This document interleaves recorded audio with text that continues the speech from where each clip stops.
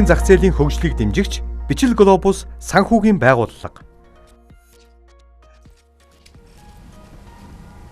Орой минь үзэгчтэй яг одоо зах зээлийн чимээ нэвтрүүлгийн шинэ дугаар эхлэхэд бэлэн болсон байна. Бид студидтэй эрх мөндөд зочдтойгоо хөрөнгөний зах зээлийн хөгжлийг дэмжих зорилгоор хийж байгаа нэвтрүүлгийнхаа дараагийн дугаарыг хөрөнгө оруулалтын сан сэдвээр хэлэлцгээд бэлэн болсон байна. Ингээд эрхэм зочдтой танилцуулъя. Миний баруун гар талаас Голомт банк, Кастодиан банкны хэлтсийн захирлын үргийг төр орлон гүйцэтгэгч Утгын Ишиг.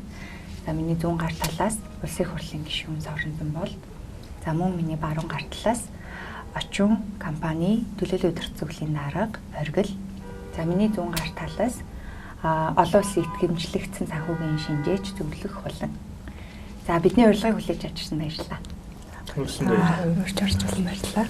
За бид хөрөнгөний зах зээлийн хөгжлийг дэмжих зорилготой 10 чухал сэдвийг сонгож ярилцж байгаа. За тэгээд тэрний нэг нь мэдээж маш чухал сэдв болох те хөрөнгө оруулалтын сан гэдэг сэдвийг энэ удаад онцолж байгаа. За тэгээд бид бүхэн та бүхнээс за энэ 52 минутын туршилт гоё чөлөөтэй асуудлуудаа гоё ярилцаасаа гэж хүсэж байгаа. За тэгээд хамгийн түрүүнд би хулан зөвлөхөөс асуулт эхлэе гэж бодож байна.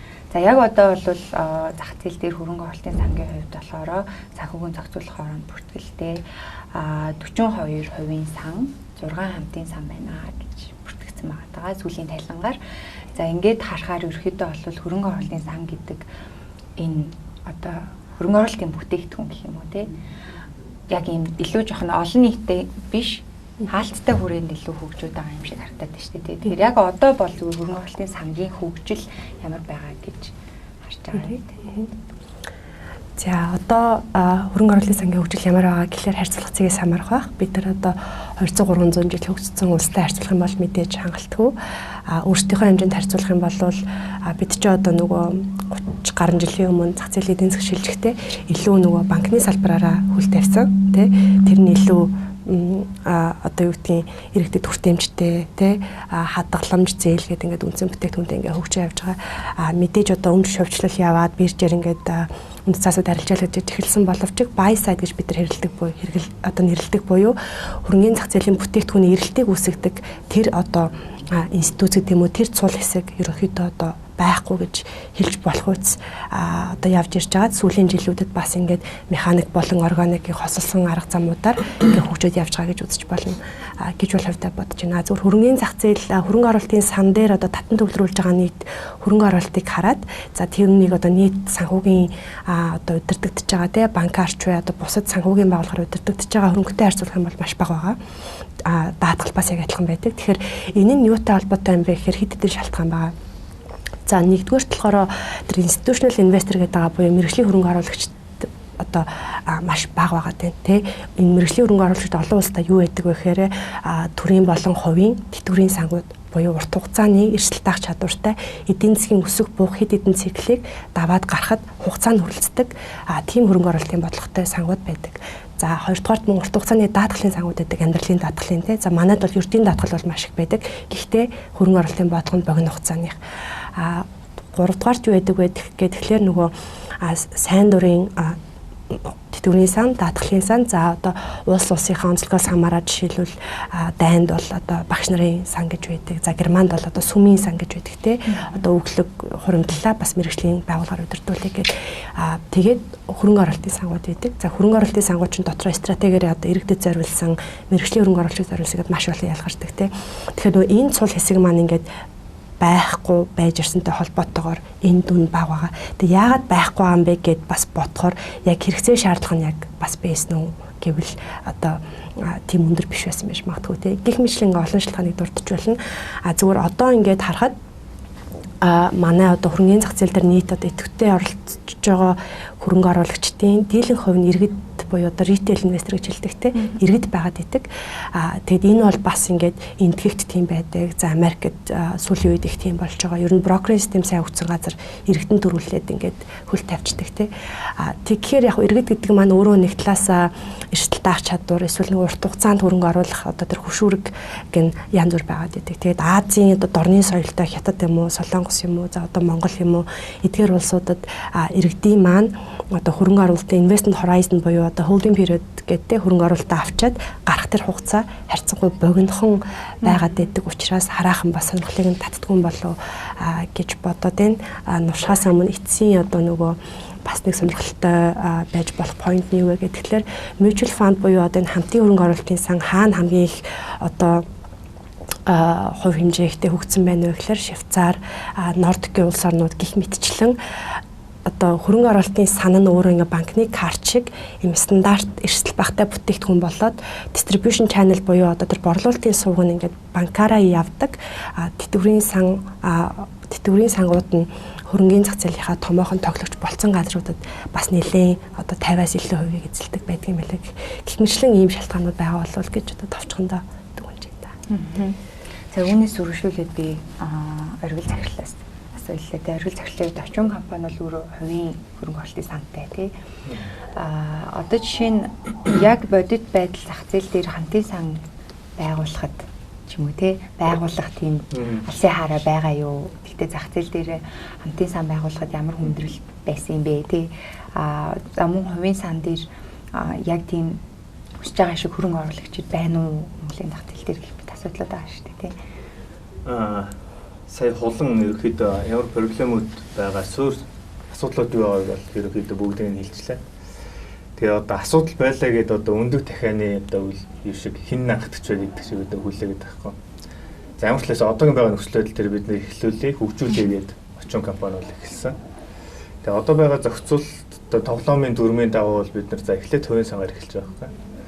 Хувийн хамтын гэдэг хоёр сангийн натур нь өөр. Хамтын сан бол одоо юу гэдэг ард иргэдийн олон нийтийн хуримтлал гэдэг натурт бол хувийн сан бол цөөн тооны одоо юу гэдгийг хөрөнгө цуглуулсан компаниас зөвлөгөө хүмүүсийн одоо юу гэдгийг хүссэн зүйлээ гэдэг сан гэж бодъё л. Тэгэхээр хамтын сан нэг хамтын сан дампуурлаа гэхэд 50-60 мянга хэдэн зуун мянган хүн хохирдог бол хувийн сан дампуурлаа гэхэд 5-10 хүн хохирдог. Учираас хөрөнгө оруулалт хийх инструментийн хувь хувийн сан нэлээд чөлөөтэй тавьж өгдөг. За ер нь бол та хэд өөрөө өөрсдөө ойлгоод юугаа их өөрсдөө мэдээгээд. Хамтын сан бол нэлээд тийм зохицуулалт өндөртэй. За энийг ч хийжлэхгүй, тэрийг ч хөрөнгө оруулахгүй, энийг ч авч болохгүй гэдэг. Тэгэхээр хамтын сангууд дээр юунд хөрөнгө оруулж болох нь маш товчоор ирэх юм бол бонд авч болно, хувьцаа авч болно, дандаа нээлттэй зах зээл дээрээс тэгээд хадгаламж хийж болно, өөр юм хийж болохгүй. Ханшийн уналтаас өөрийгөө хамгаалж чадахгүй, санхүүгийн өсмөл хэрэгсэл ашиглаж чадахгүй, өгөөжөө өгшөөрөгдөж нэмэгдүүлж чадахгүй гэдэг. Энэ нөхцөл байдлуудыг ингээ хараад дээрээс нь одоо сангаас одоо менежментийн төлбөр аван зардлууд гарна гэдгийг харахаар хамтын сан өөрөө өрсөлдөх чадвар маш муутай болчтой. Зах зээл дээр бусад бүтээгдэхүүндээ өрсөлдөн шүү дээ. Энэ чинь нэг сонголт л болж орж ирж байгаа байхгүй санхүүгийн зах зээл дээр. Хадгаламж байна, компани бондууд байна, тэгээ сан байна. Тэгэхээр энэ сан байснараа онцгой ялгарл гаргаж ирж чадахгүй. Одоо манай хамтын сангуудын өвөөжийг харахаар яг энэ дүр зураг харагддаг байхгүй. Гэхдээ хамтын сан хийх тохиолдолд яаж хийж болох вэ гэхээр тодорхой хэмжээний шийдэл гаргаж ирж хийж болно. Хамтын сан өөрөө шийдэл байж болно. Одоо жишээ нь money market fund гэж байвал одоо юу гэдэг нь харилцаан шиг өссөн үед мөнгө өгдөг, өссөн үед мөнгө авдаг, гэхдээ өвөөж нь өндөр байх боломжтой. Мандлыг бас дурт хэрэгтэй байх. Хоримтлалыг бас хоримтлуулах зуршлыг суулгах юм те сангаар дамжуулаа. Бидний хувьд бол хувийн сангаар ялгарл үүсэх боломжтой гэж хараад хувийн сангаар эхэлсэн. Дунд хугацаанд бол бид нэр гадны институционал хөрөнгө оруулалт, мэргэжлийн хөрөнгө оруулалтаас хөрөнгө татах тийм зорилготой санаж. Хөрөнгө оруулалтын стратеги бодлогын хувьд бол ерөнхийдөө энэ яг хэцүү. Гэхдээ боломж байгаа. Тэрийг одоо батлахын төлөө ажиллаж байна.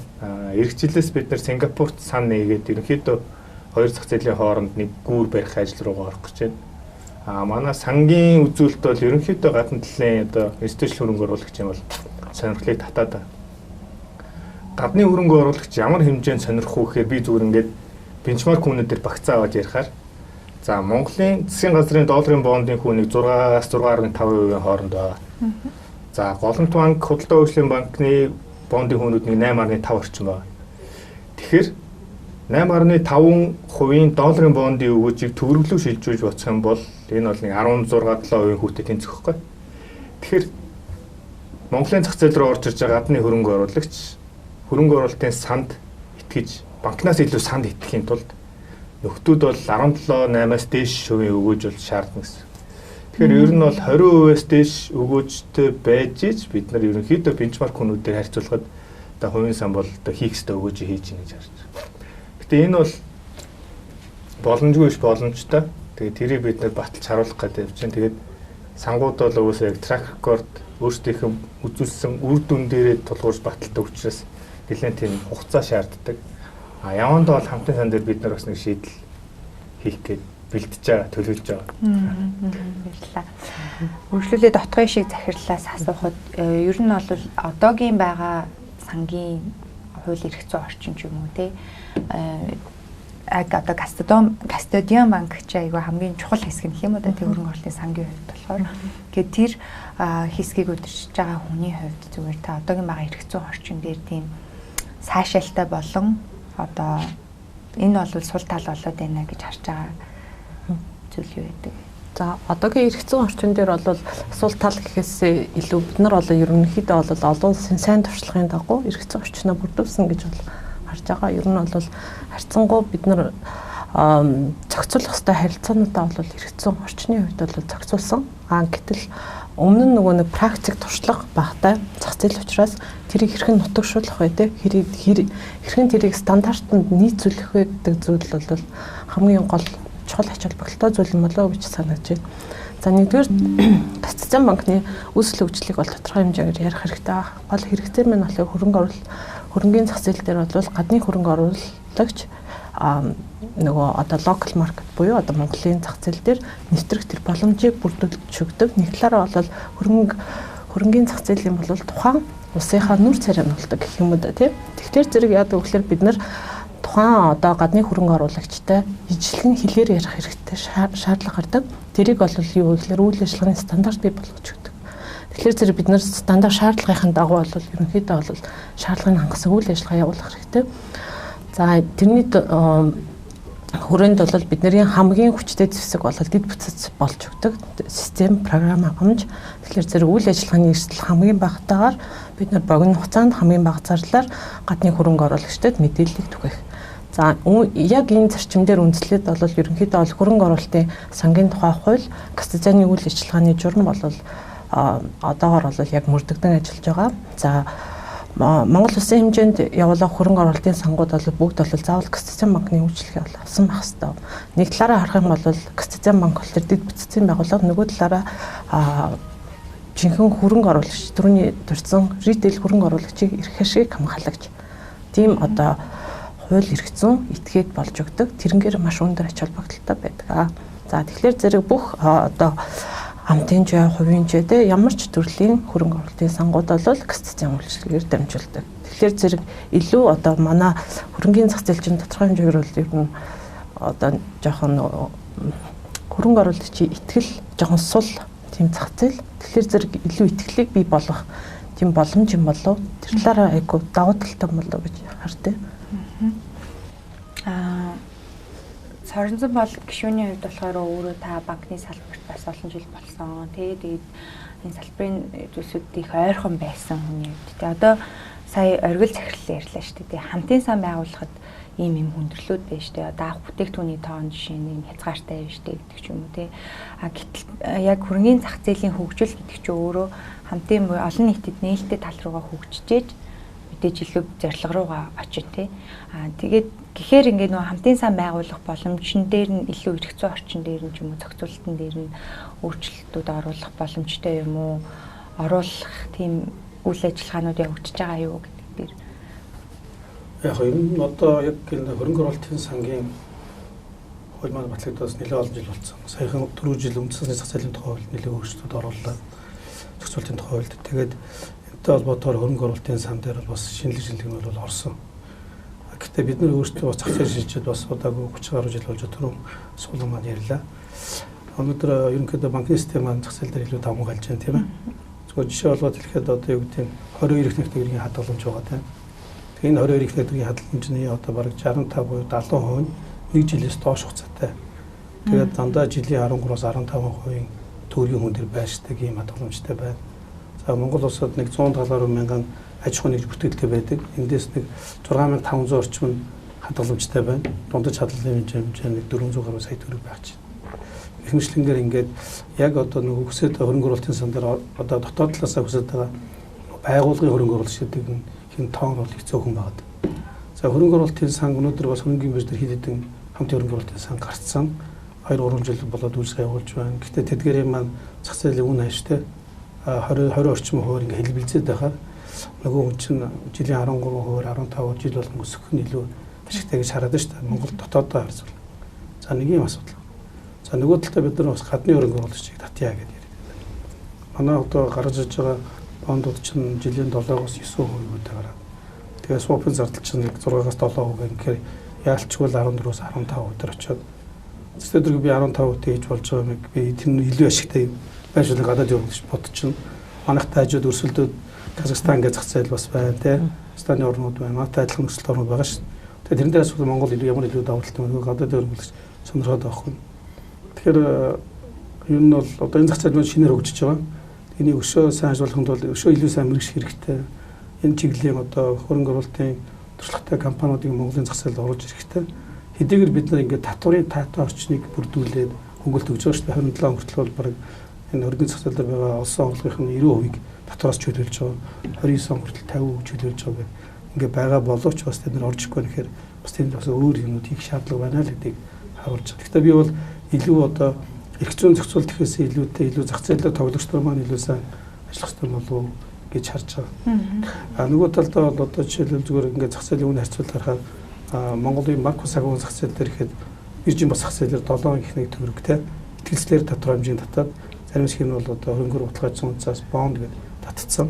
Тэдний одоо жилийн өгөж бол жилийн 18-аас 20 төгрөгтэй байгаад шүү.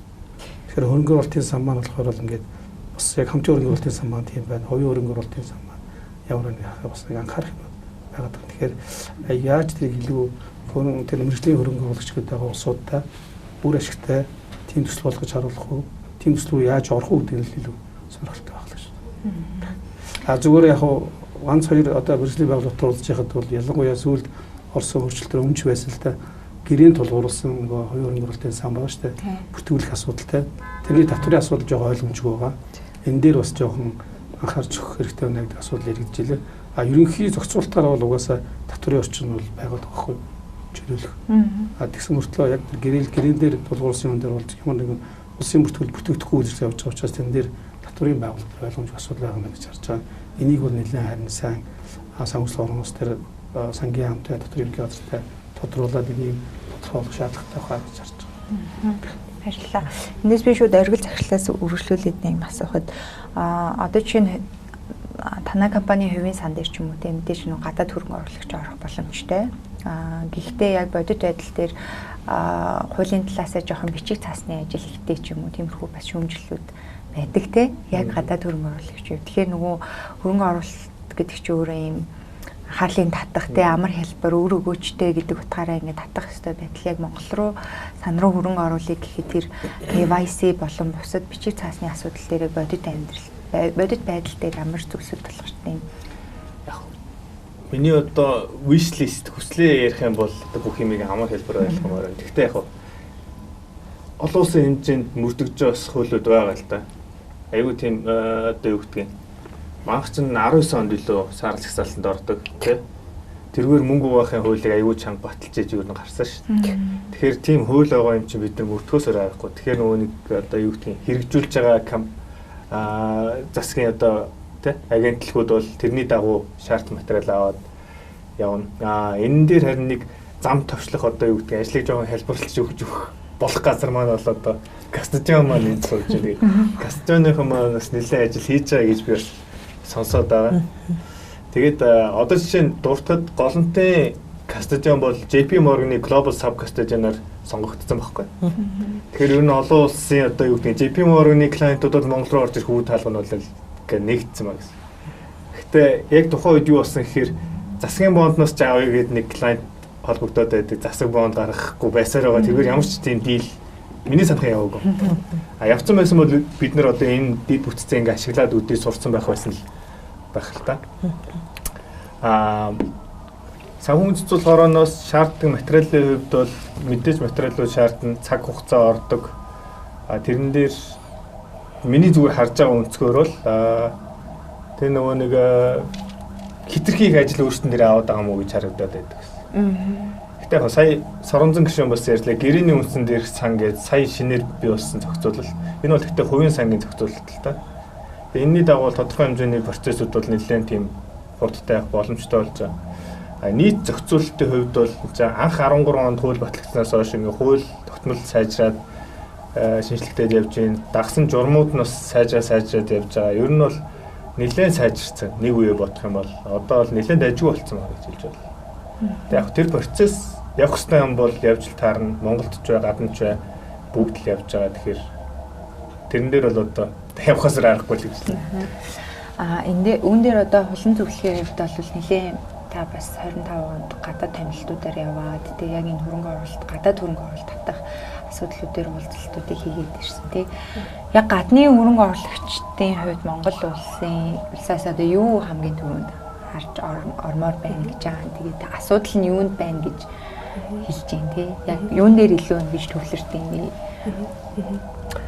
Тэг том сэдв биш үү? Тэгэхээр за яг ерөнхий олон улсын макро орчныг харах юм бол одоо геополитик, за ковидтэй холбоотой, тэгээ геополитиктэй холбоотой, худалдааны дайнтай холбоотойгоор тодорхойгүй байдлын индекс бол түүхэн дэд хэмжээнд байгаа сүүлийн 100 жилийн.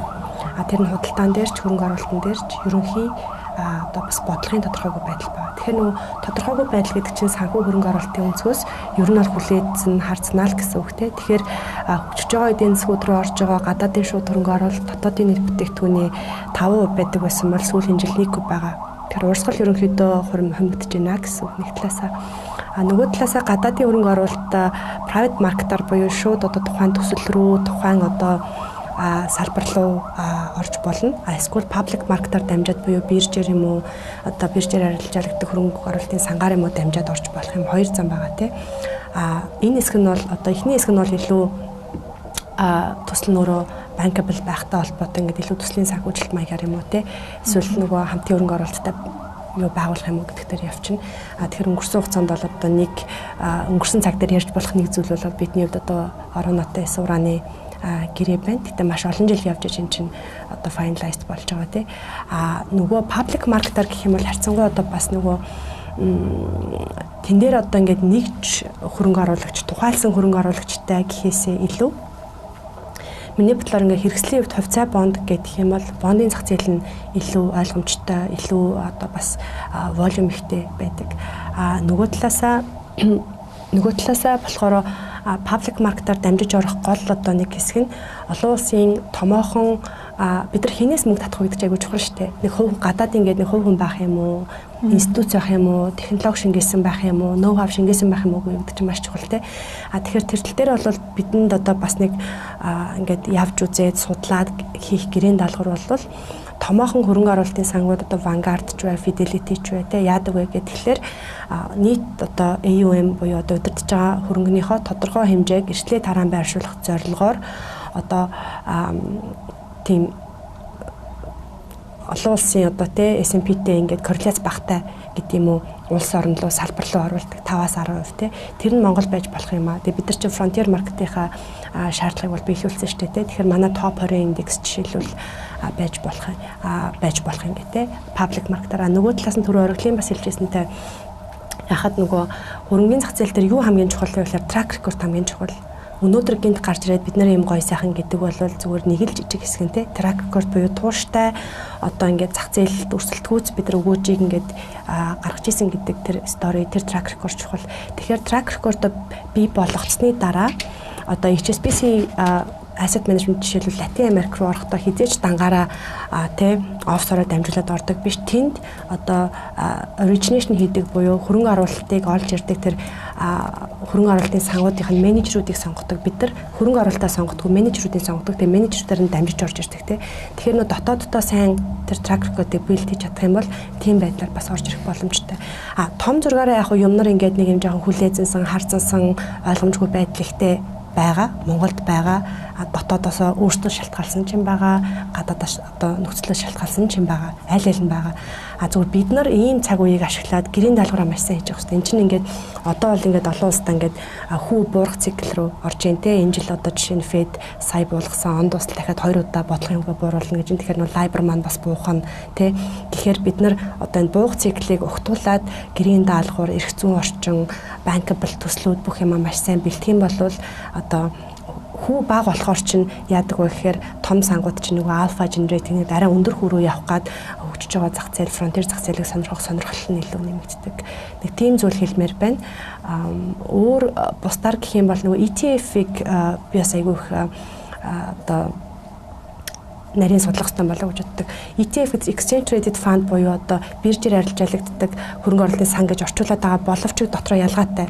Биржээр арилж байгаа сан болгон ETF бас биш. ETF гэдэг бүтээгдэхүүний чинь гол онцлог нь ерөөсөө л одоо тэр S&P 500 байна уу, Nasdaq нь байна уу, FTSE нь байна уу, тэрийг одоо mirror хийгээд replicate хийгээд хамгийн гол нь зардалгүй шахуу байгаа шүү дээ. Тэр бол ингээд volume буюу одоо их дүн хэмжээгээр хийдэг бизнес баггүй юу. Тэгэхээр бидэн шиг одоо нэг юм арилжааны гүйлгээний зардал бас бага байх нь сонирхол байгаад байна шүү дээ. Нэг талаас нөгөө талаас одоо гадаадын тухайлсан одоо single name одоо тий хувьцаануудыг ингээд судлах одоо тэр Bloomberg терминалыг ашиглаад аналист коллуудад нь ороод явах тэр хүний нөөц боломж болцоо баа байгаа юм чинь тэнд одоо тэр улсууд нь хийцэн байгаа багцруулсан байгаа тэр ETF санг бид нар хөрөнгө оруулалтын хэрэгсэлтэй биржээр арилжаалагддаг ч бай, хувийн хөрөнгө оруулалтын сан дээр ч бай одоо зөвшөөрөгдөх үн цаасанд оруулж өгөх юм бол тэр бол айгүй давуу талтай. Хөрөнгө оруулалтын сан ялангуяа хамтын хөрөнгө оруулалтын сан дээр хамгийн гол юм одоо зардал шүү дээ. Зардлаа маш бага байлгах хэрэгтэй болж таарна. Тэгэхээр гадагшаа авж байгаа одоо тэр exposure түүгээр дамжуулах юм бол илүү одоо боломжтой л гэж бодож байна. За энэ нэр отгой шиг захиалаас үргэлжлүүлээ би нэг зүйлийг үзэгчдэд илүү нөгөө нэг ойлгомжтой болох үгнээс юм уу. Одоо бид нар ингээд хөрөнгө оруулалтын сан гэдэг сэдвийг сонгоод ярилцаад байгаа шүү дээ. Яагаад зүгээр энийг хөгжүүлэх гээд байгаа юм бэ гэдэг нэг асуулт гарч ирж штэ тэ. Энийг яагаад хөгжүүлэх хэрэгтэй юм бэ гэдэг энэ салбарыг. Тэгэхээр за тэгээ хувийн талдаа хөгжөөд байна гэж бид яриад идэх тэ. За жишээ нь хувийн хөрөнгө оруулалтын сангуудыг эдийн засагт ямар үр нөлөөтэй байд юм бэ жишээ. Тэгээ одоо үр нөлөөтэй юм уу эсвэл зөвхөн хөрөнгө оруулагч нартай өргөөжтэй юм уу, доллар оруулж ирдэг юм уу яадгийн тэ хамтын сангууд, хувийн сангууд байснараа ер нь энэ зах зээл бол эдийн засагт амар үр нөлөөтэй юм бэ гэдэг дээр та. За ерөнхийдөө бол хамтын хөрөнгө оруулалтын сан бол илүү одоо зах зээлд өгөөжтэй болов гэдэг талаас нь тайлбарлая л да. Яагаад гэвэл зэрэг хамтын хөрөнгө оруулалтын сан бодлоо урт хугацааны хөрөнгө оруулалтыг эдийн засагт бий болгож өгдөг. За өмнө одоо хулангийн одоо ярьснаар бол тэтгэврийн сангууд бол маш том жишээнүүд байдаг. Одоо гадаадын том тэтгэврийн сангууд бол үнэхээр бол одоо банкнасаа бараг илүү хөрөнгө оруулагч нар байдаг. Эдийн засгийн эргэлтийг ингээ тэтгэж өгч байдаг. Тэгэхээр зэрэг бид нар бол одоо ерөнхийдөө бол Монгол улс ч одоо нөгөө хувийн тэтгэврийн сангийн тухай хууль баталгаал ингээд уншаад байгаа шүү дээ. Тэгээ ерөнхийдөө дараа жил болчихолоо бид нар бас айгүй өдөр хүлээлттэй байгаа. Тэгэж ирснээр одоо хамтын хөрөнгө оруулалтын сангууд бол нэлээ ихээр бол байгуулагдах байхаа. Тийм одоо эрэлт хэрэгцээ бол ер нь манай дээр бол байгаа. Тэгэхээр зэрэг бид нар илүү урт хугацааны хөрөнгө оруулалтын хэрэгсэлтэй болж байгаа гэсэн. Нэг талаараа бол олон хөрөнгө оруулагчны нэгдэл боловч нөгөө талаараа бол эдийн засагт бол бид нар хэрэгсэлтэй хөрөнгө оруулалтын хэрэгсэлтэй болж байгаараа маш давуу талтай. За энэ нь болохоор зэрэг эргээгээд яах вэ гэхээр зөвхөн хөрөнгө оруулагч банкны өгөөж хүртэх гэдгээс илүү сонголтыг бий болгож өгч байгаа. Тийм. Тэгээд дээрэс нь яах вэ гэхээр хөрөнгө оруулагч зөвхөн одоо өөрийнхөө одоо отгой шигдэг хувь хүнээрээ оруулах зардал маань хөрөнгө оруулалтын сангаар хөрөнгө оруулалт хийснээрээ тухайн үндэ бол маш бага хэмжээтэй тусч өгдөг. За саяын дурчсан үнцаасны компани брокерийн шимтгэл ч юм уу те төлбөр тооцооны шимтгэл тэр болгон ч юм бол яг ингээд зардлаа ингээ хуваан хөрөнгө оруулагч нар зардлаа хангалттай хувааж байгаа. Тэгэхээр share costing гэдэг асуудал гарч ирж байгаа. Тэр утгаараа бол маш өгөөжтэй зүйл болов үү? Хөрөнгөний зах зээлийн хөгжлийг дэмжигч Бичил Глобус санхүүгийн байгууллага.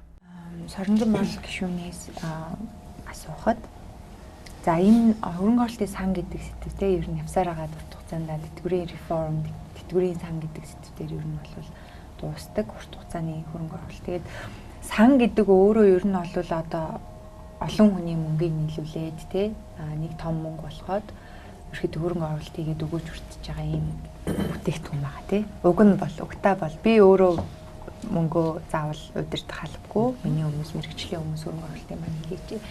Гэтэл за одоо нэтгэврийн сангийн ингээд хүлээж ийна гэж ярьж байна тий. Тэрэн дээрээс хариулдаг баг. Гэхдээ ер нь монголчууд нийтээрээ одоо нийгмийн даатгалын сан болон бусад сангийн үйл ажиллагаанаас шалтгаалаад сан гэдэг зүйлийг ер нь ойлгохгүй байгаа юм шүү тий. Одоо алдагдaltaй л байдаг зүйл гэж ойлгодог гэж би бол хараад байгаа. Би ч биш л ах л та ер нь бол тийм алдагдaltaй байдаг юм байна. Гэтэл одоо энэ ашигтай байгаад өгөөж өгөх ёстой зүйлийг сан гэж бид ярих ёстой байгаа гэдэг тий. Яг бид нөгөө нэг нэлээд юу тийм буруу тэтгэврийн тогтолцоотой яваад ирчээд байна л та. Жишээ жил болгон ажлын хүн болгон те цалингийнхаа орлоосоо нэг даалгавар чивдгийг төлөөд идэв. Тэр мөнгө нь болохоор тухайн жилийн тэтгэврт тэмж тавих хөдөлт гараад дуусчихсан. Ямар ч хоригдл үүсдэг. Өнөөдөр одоо бүх ажил хийж байгаа хүмүүсийн ерөнхийдөө хоёр улс ирүү өхөр бол бараг 30 их нэг төгрөг хоригдл байдлаар санд байж хэвчээ байхгүй. Гэтэл өнөө жил яаж ихээр тухайн жилийнхаа цуглуулсан мөнгөөр л тэтгэврийг тавьчихдаг, халамжийг тавьчихдаг иймэрхүү байдалтай байгаа. Тэгэхээр одоо бид энэ тогтолцоо бол зайлшгүй өөрчлөх шаардлагатай байна. Өөрөөр хэлбэл хүн одоо нийгмийн даатгалын санд хоригдлуулсан одоо хувь хэмжээгээр ирээдүйд тэтгэвэр авдаг энэ тогтолцоор бол бид нар орох ёстой шударга тогтолцоо.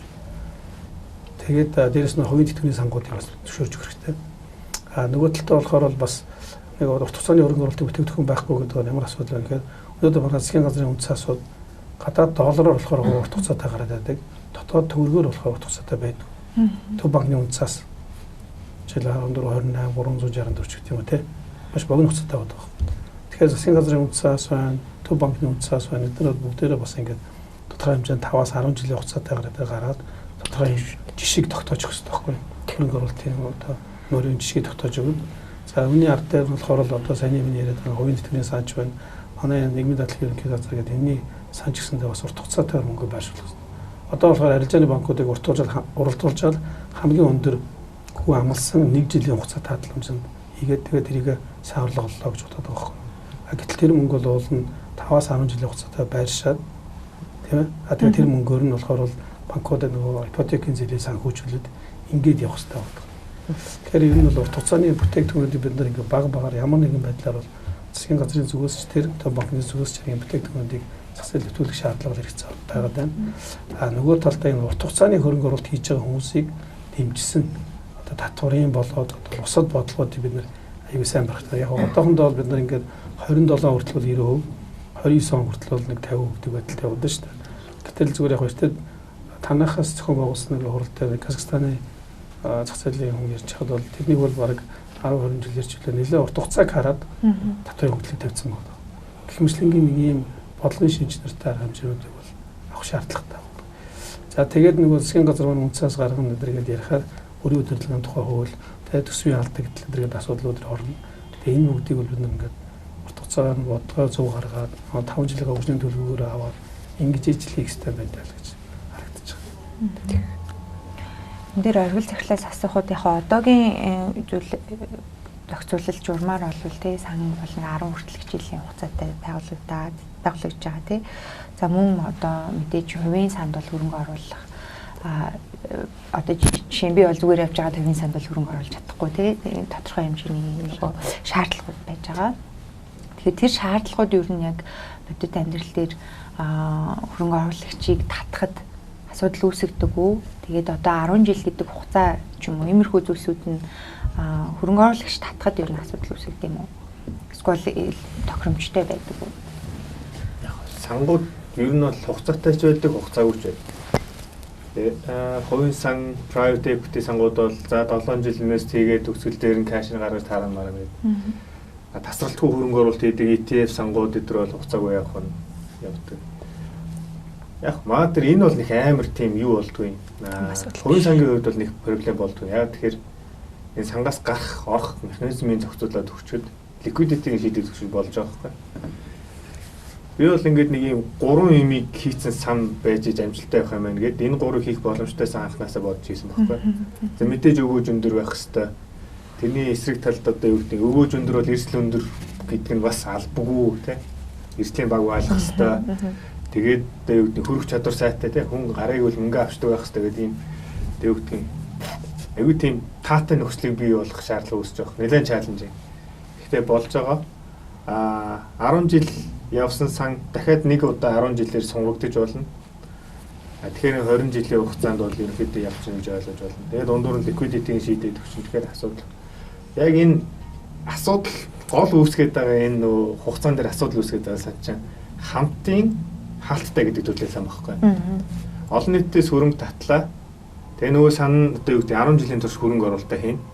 Хүнд бол буцааж мөнгөний гаргаж хөрөхгүй болчихж байгаа.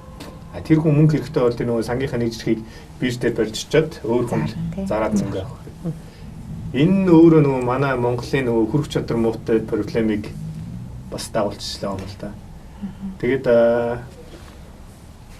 2-3 ийм сан бирж дээр арилжаалдаг чинь хүмүүс бас ойлгочлоо.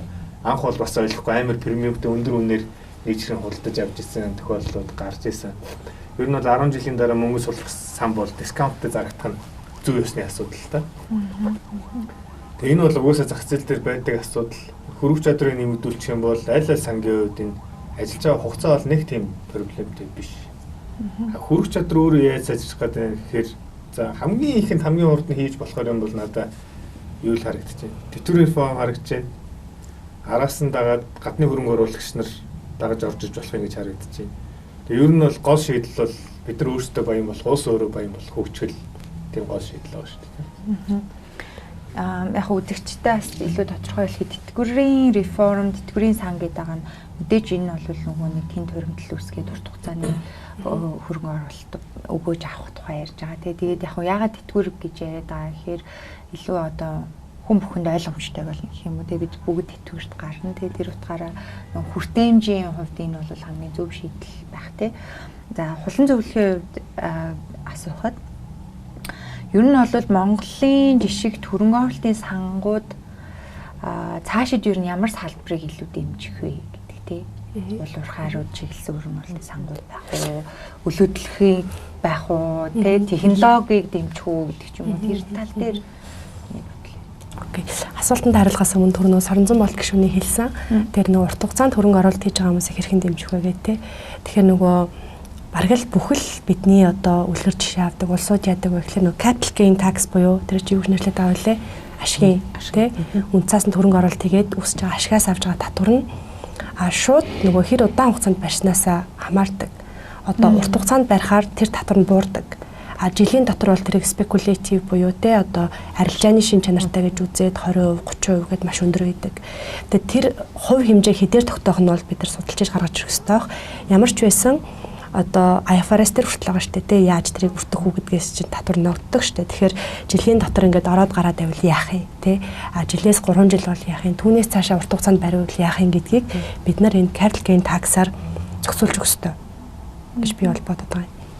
Хөрөнгө оруулалтын сан аль салбарыг дэмжих вэ гэж энэ яг хөө жоохон асуулт нөр одоо нөө бид нар төсөө хуваарлаж байгаа юм шиг те энэ салбарыг хөгжүүлэе одоо цангаа ингээ гихгүй мэдээч хэрэг эн чинь нөгөө fiduciary duty буюу олон нийтээс иргэдээс хөрөнгө оруулагчаас мөнгөний авч байгаа учраас нэгдүгээрт хөрөнгө оруулалтын бодлогоо даах хэвээр хоёрдугаарт өгөөч өрсөлдөхөц өгөөчтэй байх хэвээр энэ ч одоо нөгөө хандив тусламж биш учраас те зүгээр яг эрэлт тал нь аль салбарууд руу илүү одоо явбал эрэлт талдаа юу байгаа вэ гэхээр мэдээж уулархаа бол манай одоо тэргүүлэгтэй bankable салбар мөн сүүлийн үед бол одоо энэ онд гэхэд хамгийн өндөр өсөлттэй тавар гэвэл нэгдүгээрт мөнгө, хоёрдугаарт алт, гуравдугаарт кофе байна олон улсад.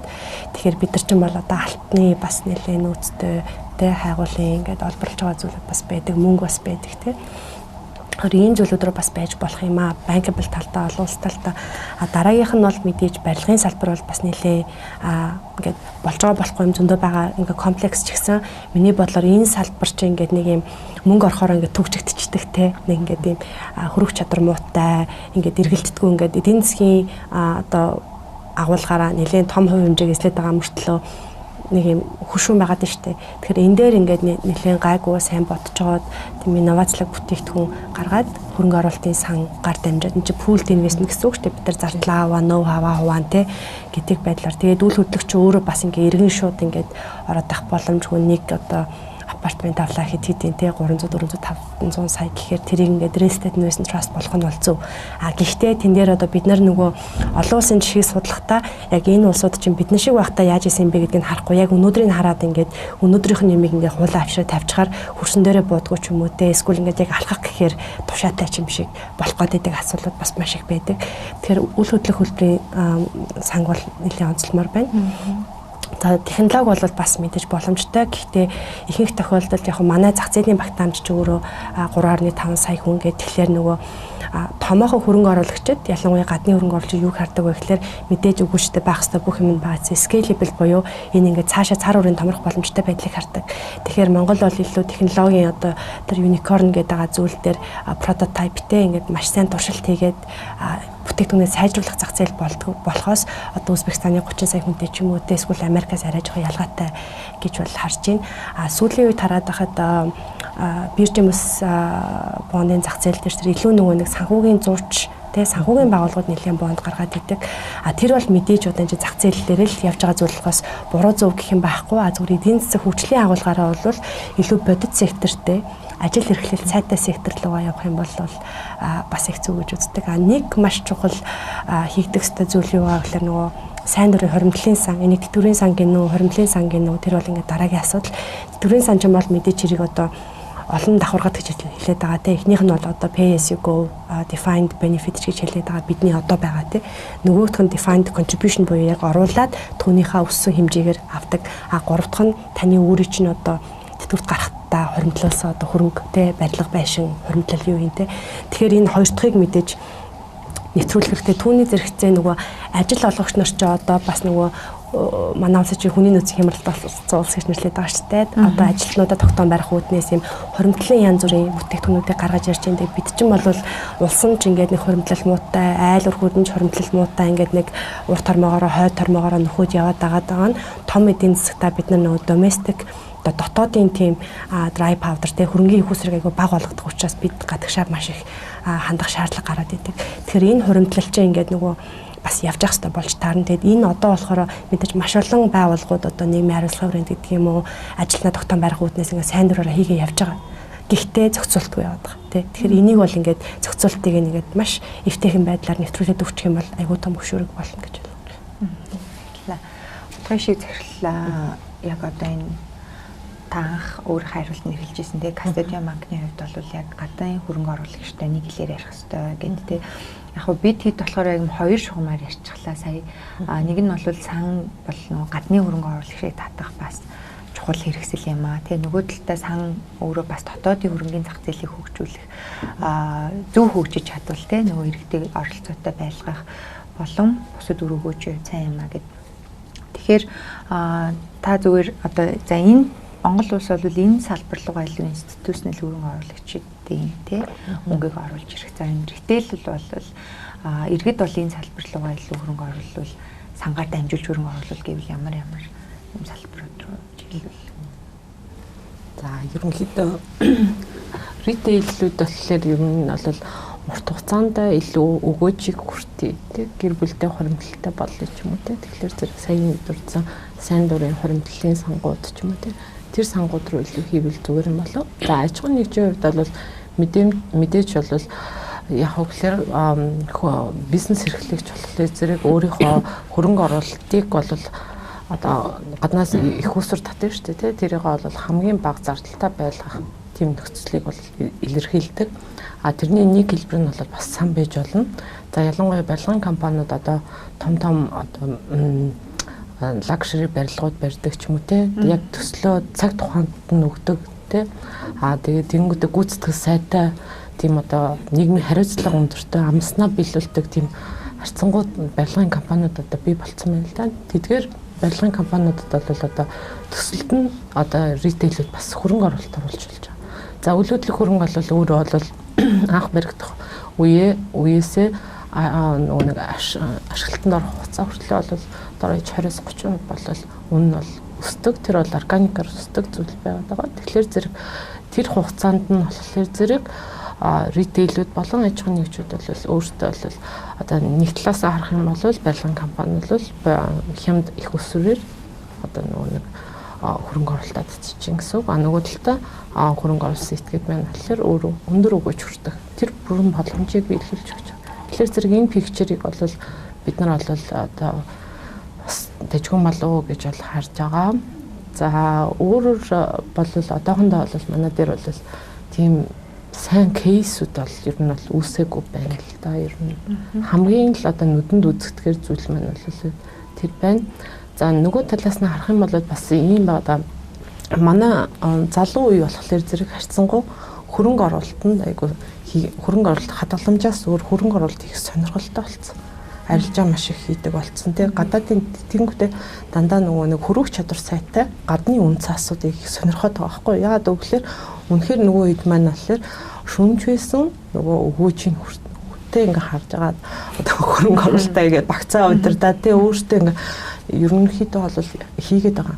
Тэгэхээр зэрэг яаж ийм гэхээр хөрөнгө оруулах сонирхол бол байна. Хөрөнгө оруулах ёстой байна гэдгийг бол манай залуу үед бол өөртөө бүр мэдэрсэн. Гэтэл бид нар яах вэ гэхээр хэрэгсэл байхгүй. Манай зах зээл дээр сонирхлын татах хэрэгтэй байна. Тэгэхээр зэрэг одоо мэдээж залуу хүмүүс болохоор зэрэг одоо гэр бүл зохион тэгэн хамгийн түрүүнд болохоор юу гэхээр орон сууц байдаг гэдэг ч юм уу тэр талаас нь ингээ харах юм бол ийм төрлийн сонгоод бол маш ихээр явах боломжтой. За тэр нь юу гэлж юм гэхээр аж ахуй нэгж болон одоо хувь хүн хоёрыг ингээ уулзах зүйл маань болохоор өөрөө хөрөнгө оруулалтыг сан байж болох нэ. Тийм бизнес модельээр харах юм бол гэдэг ийм л зөвс харж энэ ер нь бол таа баярлалаа. За бид бүхэн одоо яг 8 минут байгаа. Тийм богино хугацаа үлдсэн байгаа учраас яадаг вэ гэхээр одоо зочин болгоноосоо би нэг 2 минутанд багтаагаад хамгийн ойрын хугацаанд хэрэгжиж болох тий одоо боривтой тий хийж болох яа тэгэхээр жоохон нэг юм хөрсөн дээр буусан тий юм бүр урт хугацааны юм харахгүйгээр яг одоо өөрчлөе яг одоо ингээд шинжил хэрэгтэй байна энийг өөрчилчихвэл арай жоохон ингээд дараагийн түвшинд гарчихна гэвэл юу байх вэ гэдэг зүйлийг 2 минут багтаагаад өөрсдийн санаагаа хэлээч гэж үсгэсэн. За тэгээд соронзон болт гişүү.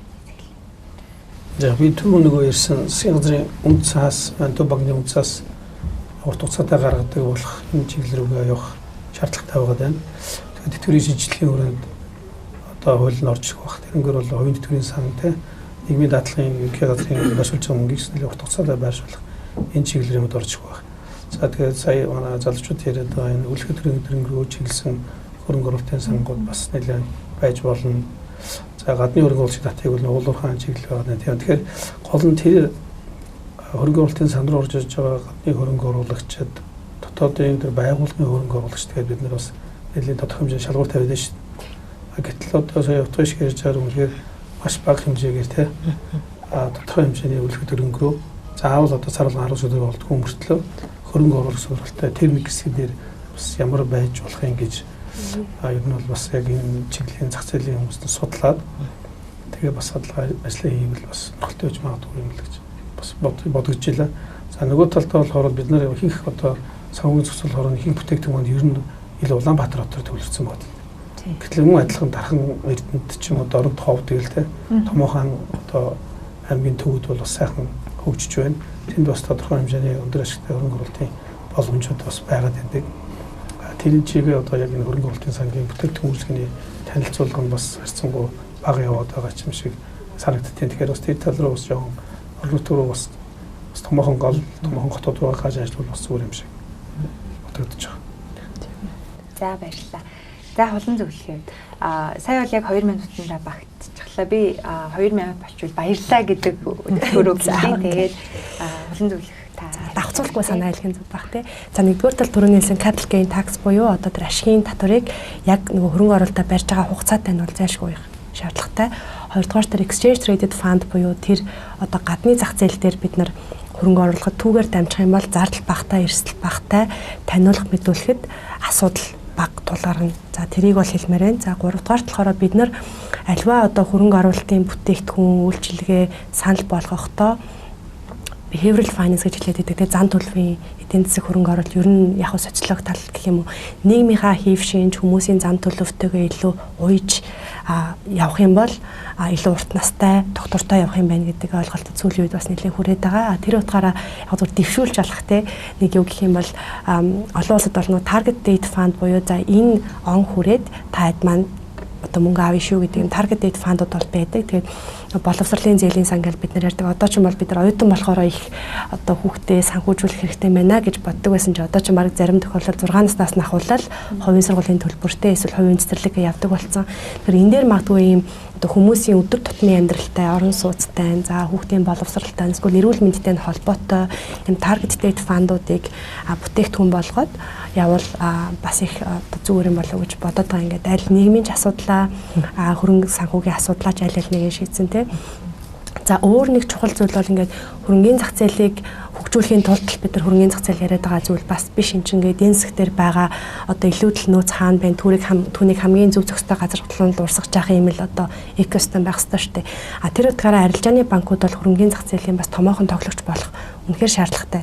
За өмнө нь бол ингээд бүтээгдэхүүн байдгүй гэдэг байсан. Одоо бол харьцангуй байдаг болцсон.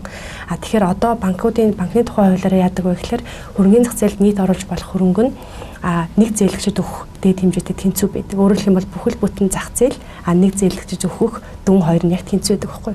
Тэгэхээр энийг ингээд баг багаар те нэг жаахан тавьж өгөх юм бол бас ингээд зах зээл рүү орох хөрөнгө нэмэгдэнэ гэж бодож байна. Тэгээд давцуулахгүй гэсэн учраас эдгээр зүйлийг хэлээд байна. За баярлалаа. Яг л таарлаа. За оргил захирлаа. Давхцуулахгүй гэсэн учраас надад ч хэлэх санаа маш цөөхөл. Яг хоо давхцсан ч байх болно ямар ч. Яг юу яах хэрэгтэй. Статистик харахаар дэлхийн хэмжээнд статистик харахаар хувийн сангийн hedge fund-ын тоо нэг 30-40 мянга байхад хамтын сан ETF сангуудын тоо 140 мянга байх. Тэгэхээр олон улсад бол хамтын сангууд нь илүү хөгжөөд илүү олон нийт рүү хүрээд үр шим нь олон нийт рүү хүртэгдээд байна тийм. Тэгэд манад ийм болгох гэхээр зохицуулт бас арай хатуу. Яг нь натур нь ойлгож байгаа. Олон нийтийг бас эрслээс хамгаалъя. Бид нар бас яг одоо юу гэдгийг сайн хамтын сан өдөртөө сураагүй ч гэдэг юм тийм. Гэтэ нөгөө нэг хүн чинь алхаж сурахын тулд хүүхд чинь алхаж сурахын тулд эхлээд унж өдөрш явах хэрэгтэй шүү дээ. Тэр шатыг шууд алхах гэдэг юм шиг харагдаад байна. Зохицуултын хувьд бол нэг жоохон тавиад өгмөр байгаа. Ямар зохицуулт өгөхээр хөрөнгө оруулалт хийх инструментуудын хувьд жоохон зөвшөөрөөд энийг өөр аргачлаар бас хянж болдог хгүй эрсдүүдийг value at risk гэдэг үзүүлэлтээр эрсдлийн хянжиж болно. Заавал ч энийг хийхгүй ч чадахгүй гэдэг хгүй тийм. Чаддаг хүмүүс нь бас гай болоод байгаа. Тэгээд зохицуултыг тавиад өгөх юм бол бас чадчихаар сангийн менежерүүд бол Монголд нэлээд байгаа л. Тэд нар маань өөрөө энэ хамтын сангийн өгөөжийг гаргаж байгаа эрсдлийн түвшинд нь attractive тийм сонирхол татгууд түвшин дээр нь авчирж ич энд хүмүүс одоо сангаар дамжуулаад одоо юу гэдэг сайн одоо чанартай хөрөнгө оруулалт хийх боломж нь үүсгэж. Одоо байгаа сангуудын өгөөжийг харахаар хүмүүс за би өөрөө очиод тэр хувьцаагаа авчи. За би хаамахны хувьцааг бол өөрөө авчиж чадсан шүү дээ. За энэ бондыг чинь бол одоо ингээд үндэсний компани бүгд судлаа шинжилгээ хийх ингээд санал болгож байна. Ялгаа нь юу юм гэхээр байхгүй байна. Ялгарх боломжийг олгож өгмөр байна л гэж. За баярлалаа. За атгах шиг захирлаа.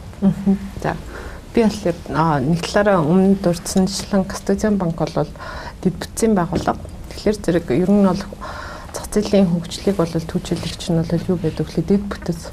Тэгэхээр зэрэг бид нар төлбөр тооцооны автоматжуулалт ч юм уу тийм тэр стандартчилсан байдал тэр бол манай зах зээл дээр бол үнэхээр хэрэгтэй байгаа. Тэгэхээр зэрэг одоо унцаас төвлөрсөн хадгаламжийн төв, унцаас клирингийн төв, хөрөнгийн бирж олон улсын стандартуудыг өдөр тутмын үйл ажиллагаанд шингээгээсэй гэж төлөйг хүсдэг. За бидний одоо өмнө сая дурдсан бол Global Custodian-ы Sub Custodian болох хамгийн гол үзүүлэлт маань болохоор дэд бүтцээсэн технологийн дэвшүүлсэн гар ажиллагаагүй үйл ажиллагаа. За энд дуртахад бол нийт одоо идэвхтэй үйл ажиллагаа одоо зах зээл дээр үйл ажиллагаа явуулж байгаа хамтын хөрөнгө оруулалтын сангийн одоо 80 гаруй хувь нь манай банкар үргэлжлүүлдэг.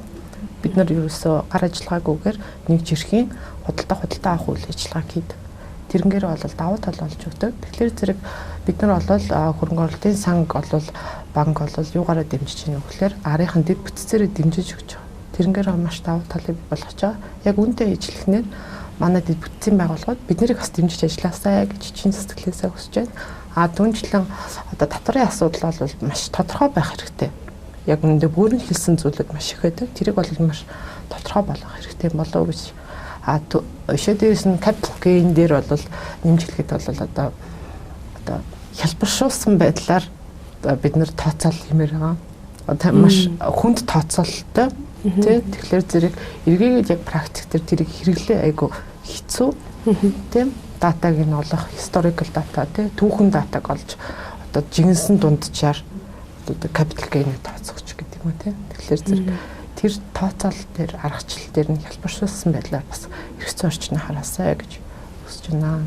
За баярлалаа. Бидний өнөөдрийн хэлэлцүүлэг маань өндөрлж байна. Зах зээлийн чимээ нэвтрүүлгийн удаад бид нэр хөрөнгө оруулалтын сан сэдвээр хүндэт зочдтойгоо ингэж хэлэлцлээ. Тэгээ богино хугацаанд бол маш их мэдээлэл өгч чадсан гэж найдаж байна. Зах зээлийн оролцогч нарт болон үзэгчдэд тий. За тэгэхээр бидний урилгыг хүлээж авч ирсэн дөрвөн зочиндоо маш их баярлалаа. За баярлалаа. Тэгээд энэ хүртэл дуустал нь үзэгчдэд баярлалаа. Дараагийн дугаараар дахин уулзтлаа. Түр баяртай. Бид 11 сарынхаа дугаараар дахин уулзах болно.